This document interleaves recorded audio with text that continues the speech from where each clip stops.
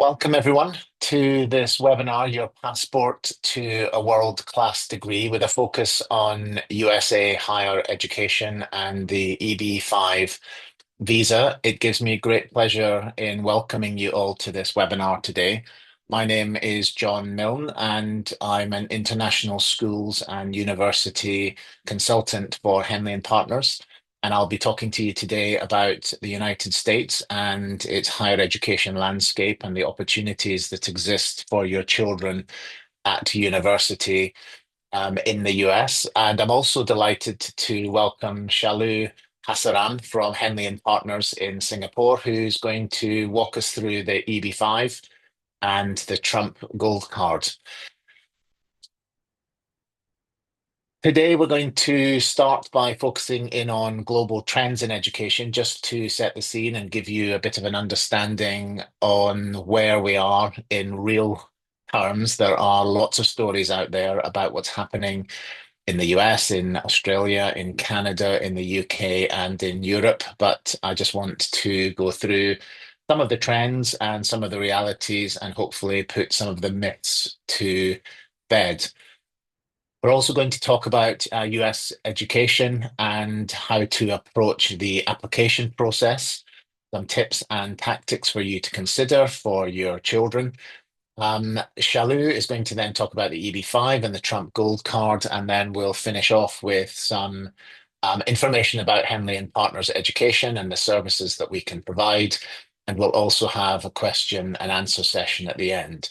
If you do think of any questions along the way, please do pop them into the Q&A channel or to the chat channel, and we'll be happy to answer them as we progress. But otherwise, there will be a session towards the end for you to ask anything that you would like about education or gold cards. So just starting with some of the global trends. Many of you will already have heard over the last 8 or 9 months that in the US there is a lot of change at present in relation to higher education and particularly elite universities in the US. There's also been talk about immigration being closed down, with many visas being revoked, many visas being denied, students that are entering the US having their social media screened, many of the embassies internationally having to cancel visa appointments, and percentages of students down overall for postgraduate entry to the US education system, and something like 30 to 40% drop in enrollment for US undergraduate degrees as of this September. Some of that's true, some of it's not true. But today, hopefully, what we'll be able to dispel is some of the rumors, some of the myths, and hopefully you will see that, yes, despite the fact that there are some activities that aren't particularly pleasing and or pleasant that are happening in relation to visas and visa issues and visa appointments and certain students being checked upon entry, but still the US is the #1 destination for higher education. And the quality of the education that you do get once you get to campus is still the best in the world, in my opinion. We're also seeing in some of the other countries around the world, such as Australia, the UK, and Canada in particular, sending out information that they're cutting back on the number of visas that they're issuing and capping entrance to their countries. Yes, of course, some of this is absolutely true and some of it is politically motivated. But I think the thing to remember about these countries, and it's similar to the US in some respects, but mostly for Australia, UK, and Canada, is that every 4 or 5 years there is a real clamping down on the unscrupulous agents that exist that are using access to universities in those countries as a way of illegally trafficking young people and families into those countries. So it's inevitable that every cycle you will hear the governments saying that they're going to be introducing higher visa fees and introducing a higher barrier of entry to get into those countries for studies. But if you're working with an education consultancy like Henley and Partners, and or you're going through Henley and Partners for your immigration, your residency, or your citizenship needs, then this won't affect you because ultimately this is about the countries targeting those unscrupulous agents who are unfortunately every 4 or 5 years rising to the top. But the good news is that in all of those countries, including the US, Australia, UK, Canada, and certainly Europe, the quality of the education that you will receive in those countries at higher education level within the universities continues to get better and better. So whether it's, as Shalou will explain, you go for the EB-5 and the golden visa in the US, or whether it's you use Henley and Partners and our education team to look at options in other parts of the world, we're here ready to meet your every need. And of course, there are some new destinations that are rising as well, particularly in Southeast Asia. Chinese universities are definitely getting better and better, but it's in Southeast Asia, in countries like Japan, South Korea, and in Singapore, where we're seeing real strides being made in the quality of the provision of academic excellence in the universities there. Plus, they're in regions, so they're closer, they're cheaper, and some might say a bit safer. And being based in Dubai, I can vouch for the fact that the universities in the UAE again are improving in quality. There are some big brands out there, and we're seeing quite a lot of interest in that part of the world as well. Inevitably, and it would be remiss of me not to mention the news coming out of the US, which happened on a US university campus yesterday. Inevitably, it is one of those concerns of any parent internationally, not least of all because of the um, level of general gun crime in the US. But when you're sending your child around the world to Australia or to the UK or to the US, you're really worried about their safety and security.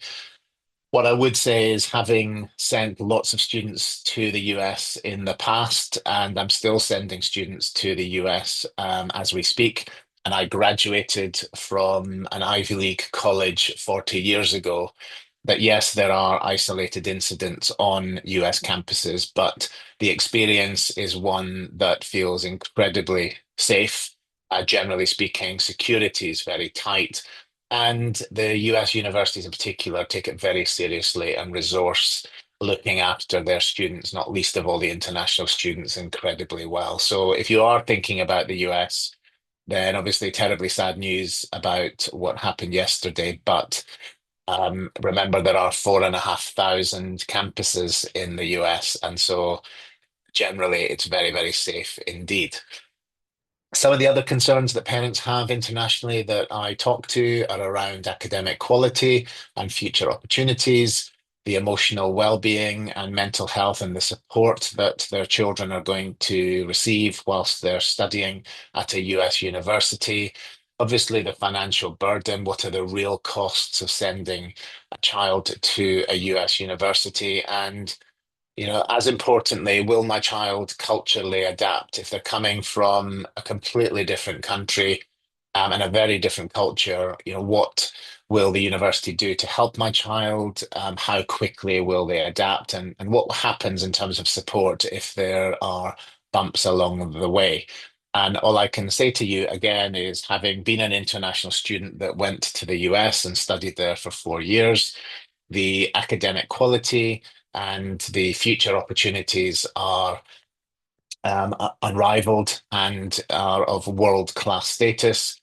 Certainly in terms of how they look after the students, especially the international students, I never felt more well looked after. And many of the students that I've sent in recent years will talk about the level of pastoral care and the level of support that they've had from their universities.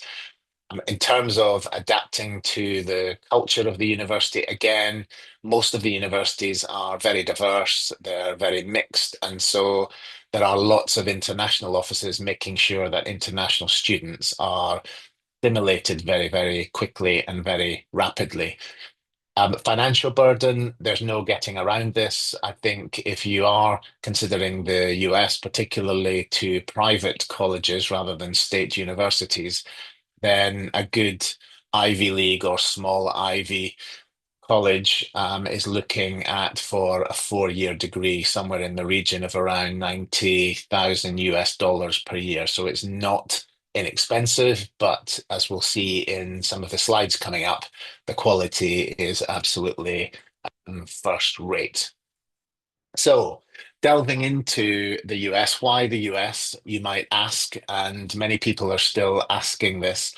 Well, as you can see from the table in front of you, whether we like it or not, the US dominates in terms of global rankings and in terms of the quality of not just the undergraduate and the postgraduate experience, but it also ranks as the most dominant university in terms of research output as well. And you can see there that if you compare the number one destination for higher education for international students, the US, compared to the number two, which is the United Kingdom, there are 53 universities from the US ranking in the top 100 and only eight from the United Kingdom. So again, you can see that the United States is by far the market leader in terms of the quality and the rankings and the outcomes of students who attend those universities. And then down the left-hand side, just some highlights. There are still over 1 million students studying in US universities, which is quite remarkable. And we don't see that declining anytime soon because of its standing internationally. Some of the best universities in the world are obviously located in the US, not least of all universities such as Stanford and Harvard, MIT, Princeton, Caltech, etc., etc. There are many, many world-class universities in the United States. Access to opportunities. Again, America is a land of opportunity, whether it's whilst you're studying there in terms of the facilities and the opportunities that you will have, but also postgraduate, then the opportunities to set up your own business, to be employed by some of the world's largest corporations, to be part of some of the most interesting startups in the world. The US, again, would give your child some of the best opportunities that they would ever experience. The US, not only at university level, but also commercially, is the research hub of the world and retains that position. So, again, if your child is interested in research, then postgraduate studies in the US are still considered the best internationally.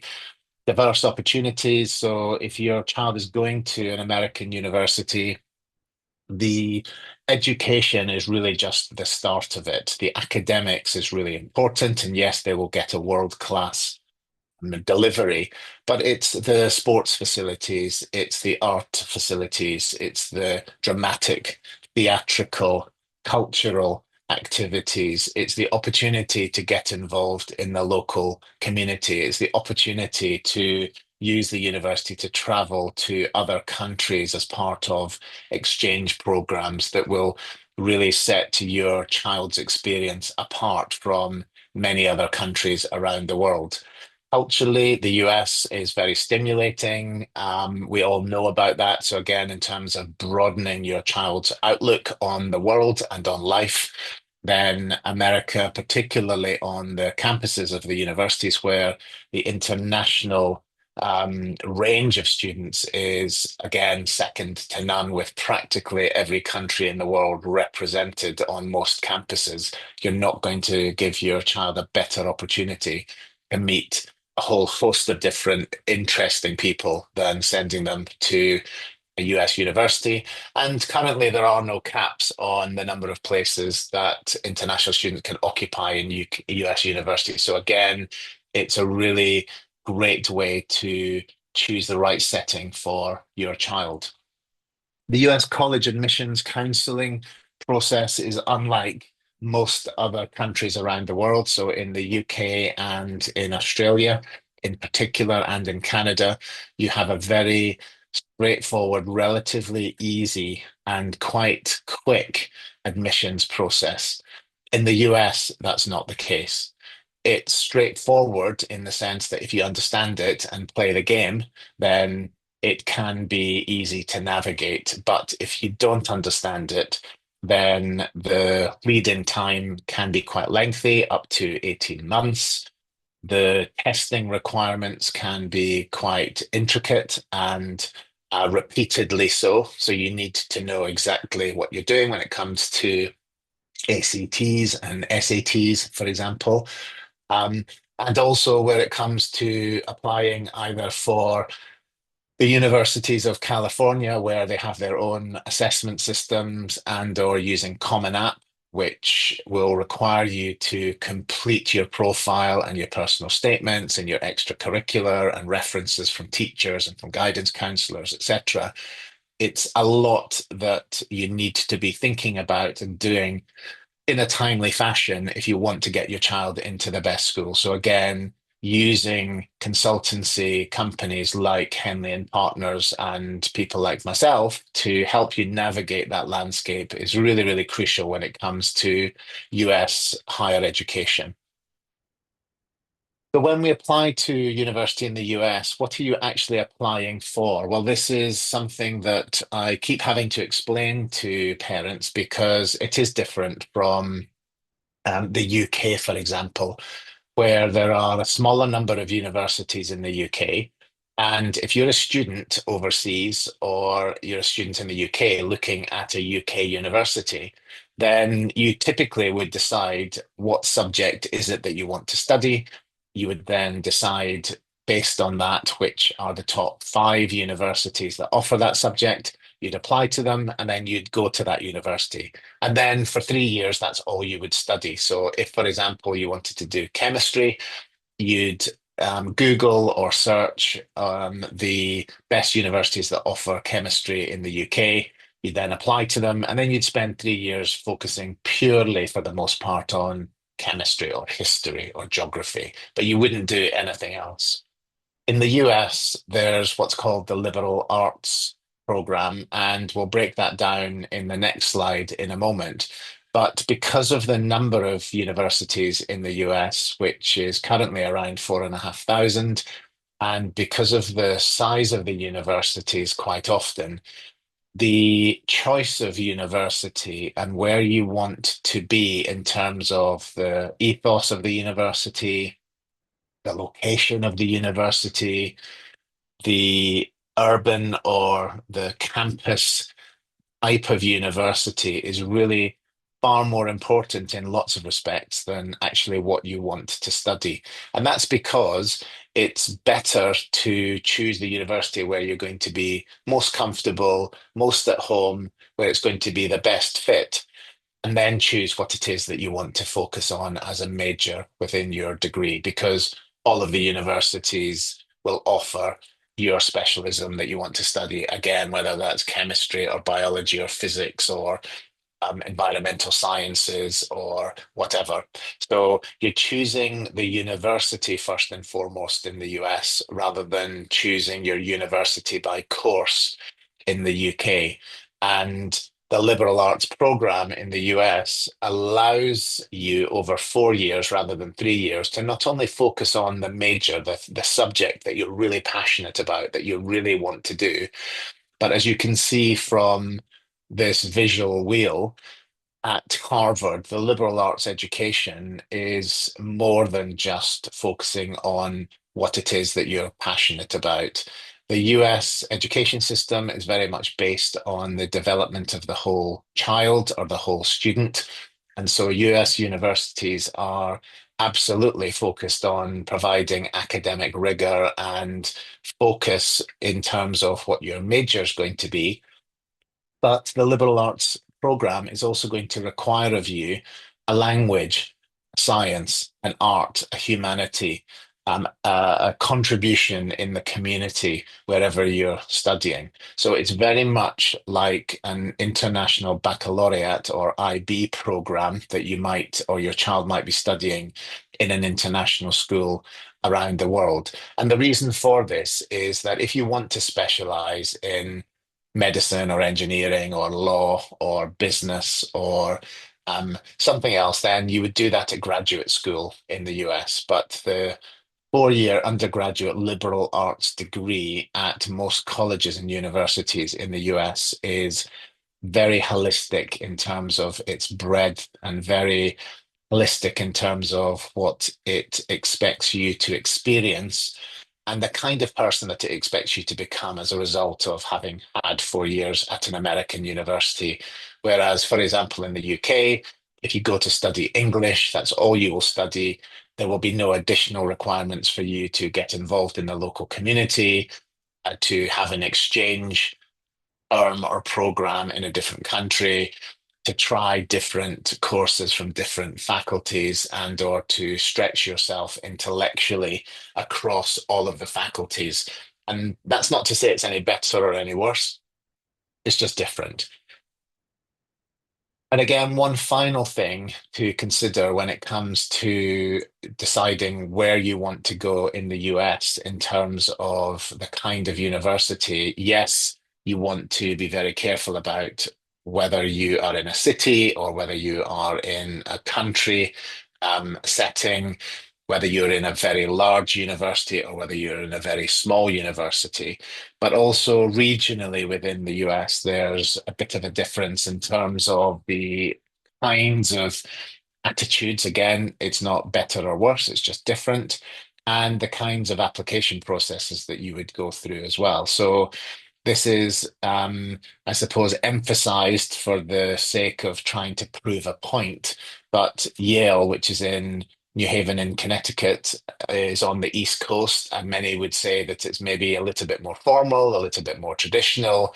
And so when you're being interviewed for somewhere like Yale, the questions that you are going to be asked and what's going to be expected of you is probably a little bit more, shall I say, British in its approach than, say, if you were applying to universities on the west coast of the US, where there is less emphasis on the formalities and more emphasis on, what do you aspire to? Where do you see yourself being? In what way is this university going to enable me to deliver on what I want to do in life? So, again, applying to the right university really depends on understanding your child, what they're like as personalities, what you would like them to be able to do in the future. It doesn't mean that by going to California, it's less serious and less academic and less rigorous. Absolutely not. There are possibly more higher quality universities in the West Coast than there are in the East Coast just by sheer volume of numbers. It's just a different approach. So again, it's something that working with consultants like Henley and Partners Education, we can really help you decide and discern between which is the best setting for your child, but also which university is going to give them the best opportunities. So, in terms of chances or admittance rates or admit rates, as they're called in the US, again, it's not to say that it's more competitive because the quality of the students are far better uh, by going to the UK and applying to Oxbridge or applying to the Ivy League or applying to the Group of Eight in Australia just by sheer volume of numbers, you can see that the number of students at the top five universities by country are quite small in the US compared to, say, Canada. And that's a lot to do with the number of universities that exist in the US compared to Canada. So 4,500 compared to a few thousand a couple of thousand in Canada. But also, it's down to the fact that the numbers in the university, so a small liberal arts college, for example, can be in the few thousands. Dartmouth College, where I went to and graduated from, and I'm admissions ambassador for, they will probably have somewhere in the region of 20,000 plus applications each year for somewhere in the region of about 1,000 places. And in total, the undergraduate population across 4 years at Dartmouth is somewhere like 4,200.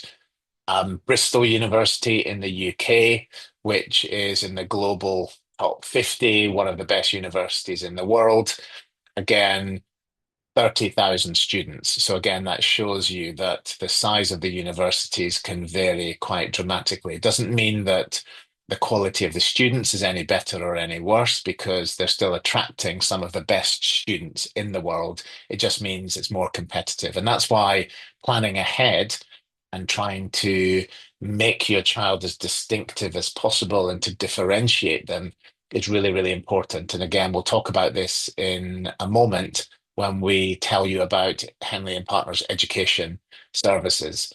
It's going to be incredibly competitive at the top end in the US, but if you plan carefully, you plan in advance, and you think carefully about your strategy, then absolutely there's the opportunity to be competitive when it comes to the best universities in the USA. Common mistakes that we often see in preparation by parents for their child going to countries like the US in particular is late planning, so not thinking far enough in advance. I would recommend that if you're thinking about the US, then it gets very serious in the final 2 years of high school. So grades 11 and 12, or years 12 and 13, or junior and senior year of high school. So in order to be in a position during those final 2 years to make your child incredibly competitive, make them compelling, to differentiate them from the competition, you really need to be thinking about planning a program, not an intense program, and certainly not just an academically focused program, probably in grade 9 and 10, just so that you give yourself and your child an opportunity to be prepared to build their profile, to get the practice in, to think carefully about where they want to go. And when it gets to the pointy end of flying, knowing that you've done everything that you can to put them in the best possible place to springboard into the best universities. Another common mistake is to focus only on brand name universities. Again, I went to Dartmouth College, which everyone will rave about, and it is a fantastic university, and it's an Ivy League university. But if you went purely on brand alone, yes, you'd be applying to Dartmouth. But if you looked at its global ranking, and I think it's something like 190th at the moment, you certainly wouldn't be considering Dartmouth College as one of the top institutions that you should be applying to.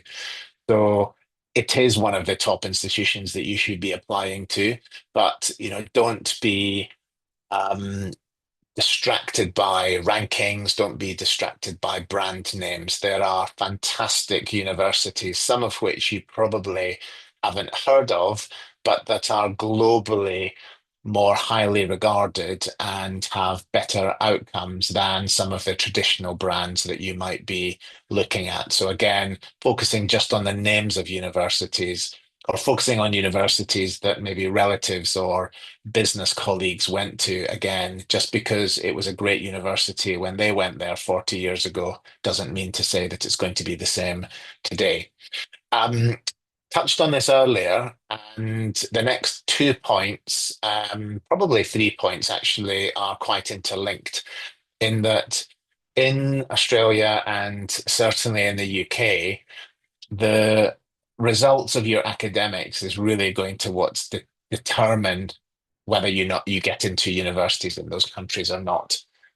Yes, it's important in the US, and obviously, if you're applying to the top universities, your SATs and your ACT scores are very important because you're being incredibly competitive.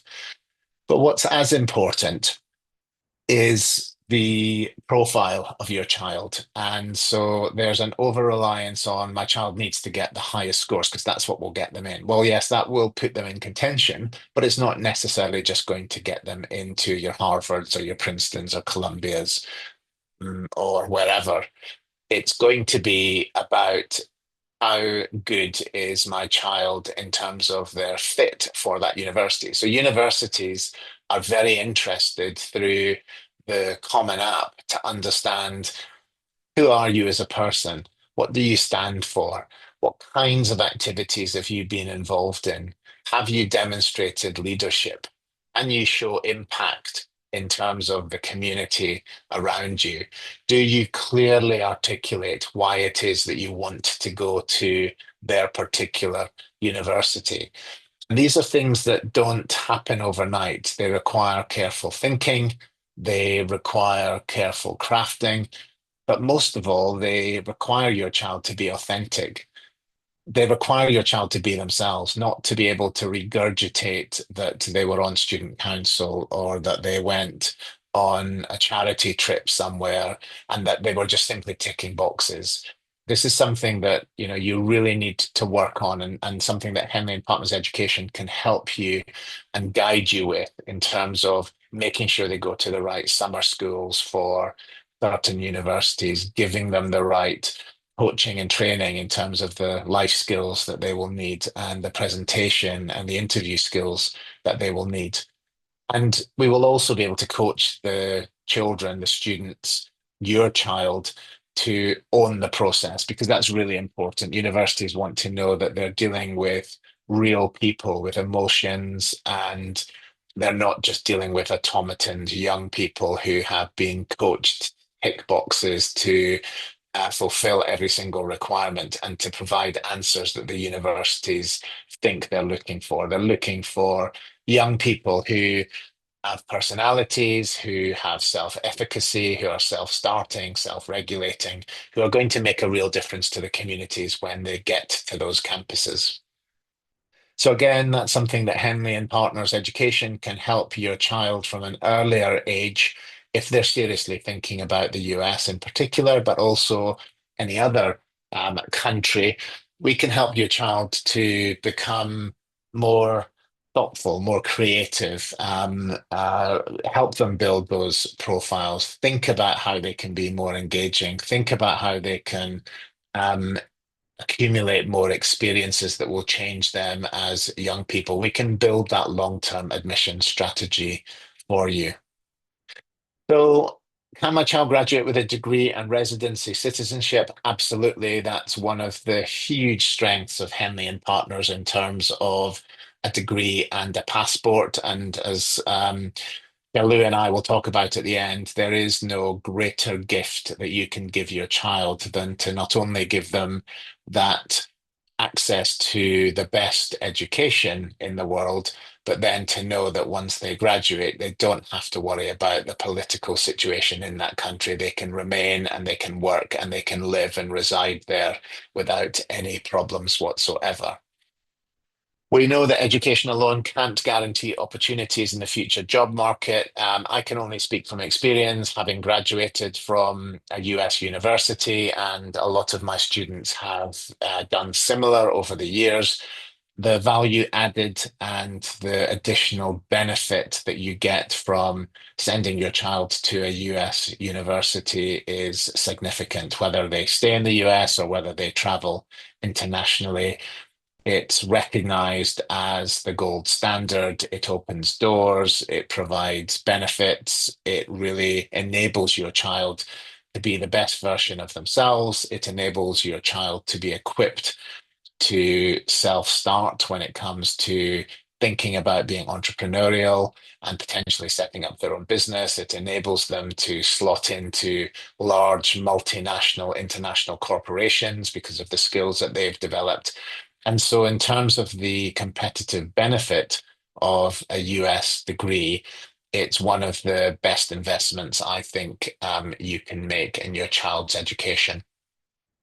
Henley and Partners Education consists of a core team. Tess Wilkinson heads up our education services, and I work very closely alongside tests. But as you'll see from all of our consultants, we are experts in all of the top university and schools destinations around the world.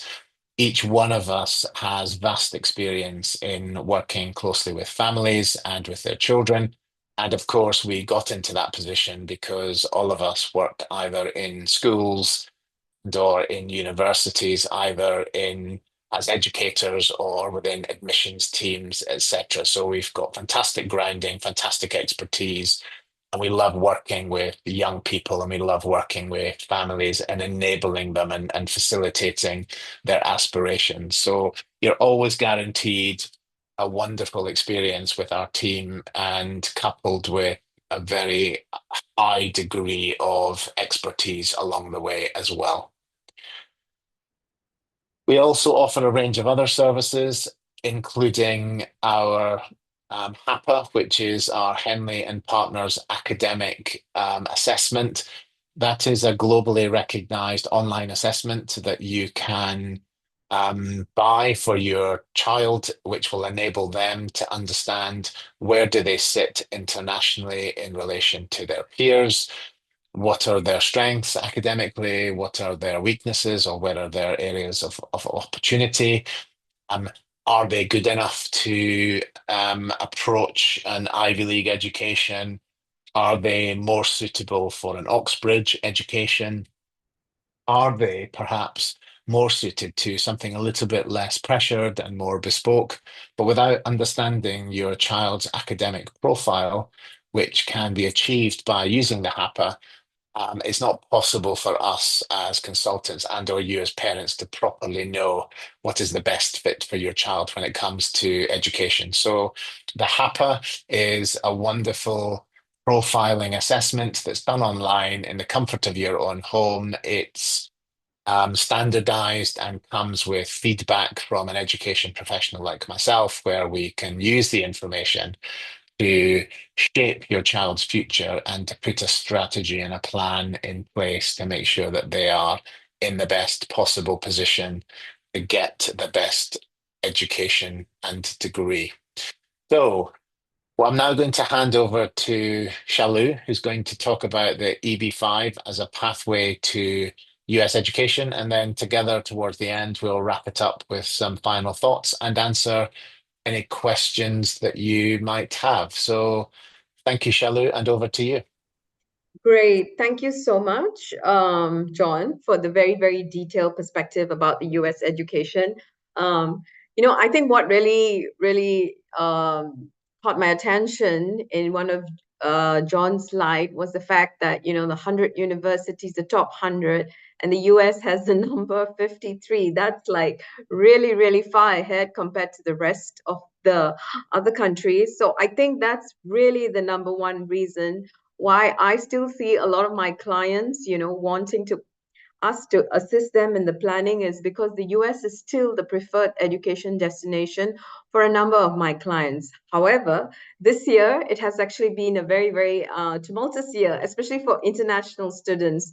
Ever since the Trump administration, first started with the gold card in February. Obviously, things have kind of died down then on the gold card. Then they started becoming, looking at the international students. First, there was a standoff with Harvard University. And then after that, we had a stop in student visa interviews. And although that has resumed, then there is tremendous social media scrutiny. And although the social media is not something like it's a cursory glance, like what I understand, they really go as far as 10 years and they really look at all the social media profiles of each student who's applying, and if it's anything controversial, then it definitely affects the student's application. So what does this all mean for like parents who are coming to us, helping us, asking us to help them navigate them? And I always tell them that you need to look at the EB-5. John, if you could put the next slide. So why is the EB-5? Well, first and foremost, because EB-5 is actually law. It is legislation. In the year 2022, the Biden administration has actually reauthorized this program into law. And only Congress has the ability to amend or propose immigration laws.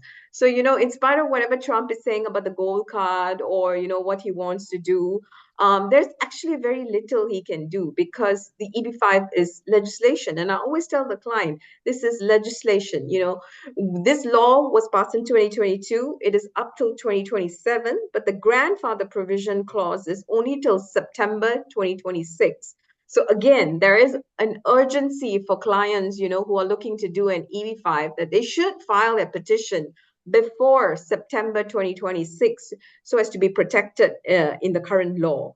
Now, how does EB-5 work? Basically, a client has to invest 800,000 into a commercial project, and the whole premise of EB-5 is job creation. So every investor has to have show 10 jobs per creation. This is not something for the client to show. This is something where the regional centers, and again, I'm going to touch on how we actually help the client in the entire process of EB-5.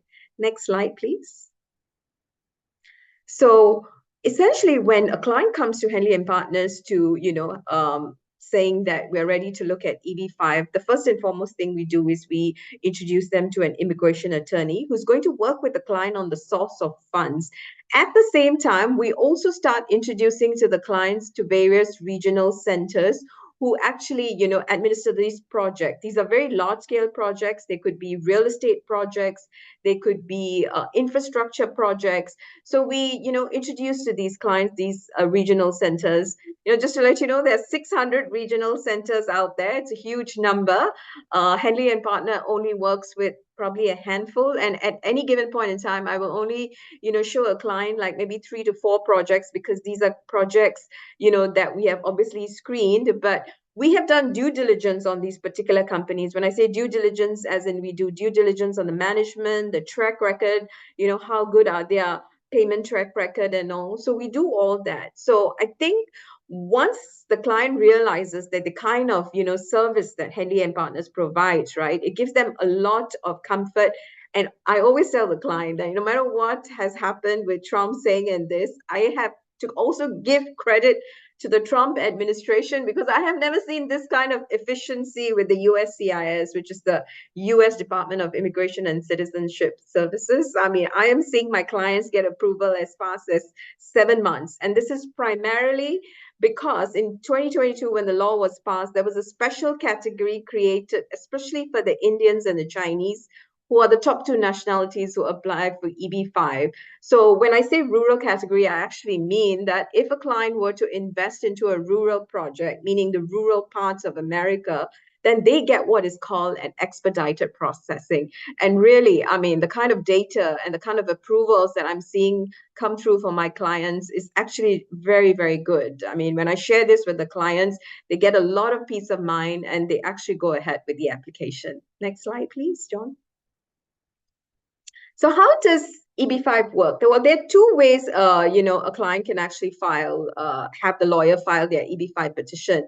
The most common is obviously consular processing, which is really for clients who are outside of the United States, and then they're filing the petition when they're outside of the United States. So there's 2 stages to consular. First of all, once the lawyer has given the green light on the source of funds, the client will basically remit the funds of that 800,000 into the escrow account of the regional center.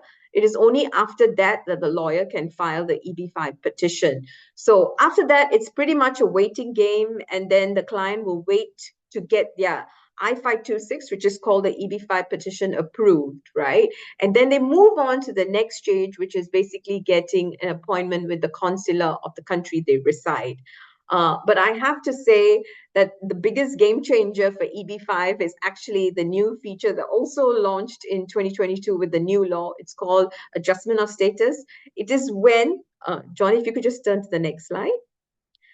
It is really when, some someone is already in the United States, and I have seen a lot of my clients' children take advantage of it. A lot of clients actually, their children, they basically are like maybe in the second year, third year, and they're already looking at internships and jobs, and they always share that they get very dejected because every time they apply. For these jobs, they get turned down because the moment you say you need company sponsorship, and God alone knows the Trump administration is not making easy because the new gentleman who has actually, come on board the USCIS is actually somebody who's handpicked by Trump, and they are not going to make it easy for international students to actually get job opportunities. So I tell the client, like, look, EB-5 is law, it's legislation, we're getting such good approvals come through. And then on top of that, the moment your child tells a prospective employer that you do not need company sponsorship, then it obviously puts the child in a very, very a powerful position, because then you're solely competing on merit, and then I've actually seen, a lot of my clients' children go on to get their dream internships and dream jobs just by looking at the EB-5 program. Next slide, please. So, this is something that I think I can't fail to mention. Trump Gold Card keeps coming up all the time, but then I have to say it has really, really died down. But just want to share what basically the Gold Card is. Next slide. So when Trump actually started this gold card, he was like saying it's going to be a 5 million donation. EB-5 is an investment where the client will actually get the funds back after 5 years. Although it's not capital guaranteed, these investments are not capital guaranteed, but it is different from the gold card, which is an outright donation. And the whole purpose is actually to help reduce the US deficit. Now, there's been a lot of talk, and then literally he's launched his portal in June, but then everything has pretty much died down. And I think the biggest thing that Trump was trying to say is that he was going to, replace the EB-5. But then, as you see, it is not possible because EB-5 is law, it is legislation. But, there is an urgency for somebody who is an Indian or Chinese born national to file their petitions ASAP. As soon as possible, I'm sorry, because the thing is that because there has been such a surge of applicants from these two countries, primarily because of Trump's gold card news, that we will see a backlog happening, and this will happen even as early as next year, in first quarter of next year. That is what is expected. So whenever a client who comes to me, either who's an Indian or a Chinese born national, I will tell them first and foremost that you really need to look at filing your EB-5 petition as soon as possible, and definitely look at doing a rural project. Yes. And with that, we've come to the end of it. But, John, I just wanted to ask you a very, very important. Recently, I'm working with a family, and it's as much as the US is actually great for, all the top universities and Ivy League and all. This family also, I think it's very, very interesting is that they have an autistic child, and perhaps you could, and the family is very convinced that the US is the best place for their autistic child. But perhaps you could touch something on special needs, because at time to time, we also do come across families, who have this, and they want to know how the US is going to help their child. Yes, absolutely, Shalu. And I think, again, dare I say it, when it comes to special educational needs, whether it's dyslexia, dysgraphia, dyscalculia, disabilities, autism, ADHD, whatever, the US is the world leader in terms of its understanding, in terms of its resourcing, and in terms of its ability to enable students. And that's not new, that's always been the case. And again, going back to an earlier point I made about the quality of the research that exists in US universities, when it comes to neuroscience and understanding how humans behave and how humans learn, the US has always been at the forefront of that learning. And so when it comes to finding the best setting for a child who is maybe a high functioning autistic child, or someone that suffers from ADHD, for example, there are so many options in the US that would be ideally suited to that child. And a lot of it will come down to not necessarily the support and the facilities that the universities have, but the setting, really. There are some children who if they're high functioning autistic children, you wouldn't necessarily want to send them into an environment where they're in a huge campus with an awful lot going on and a very diverse range of different kinds of academic abilities. You might be looking for something that's a bit smaller and a bit calmer and a bit more academically rigorous.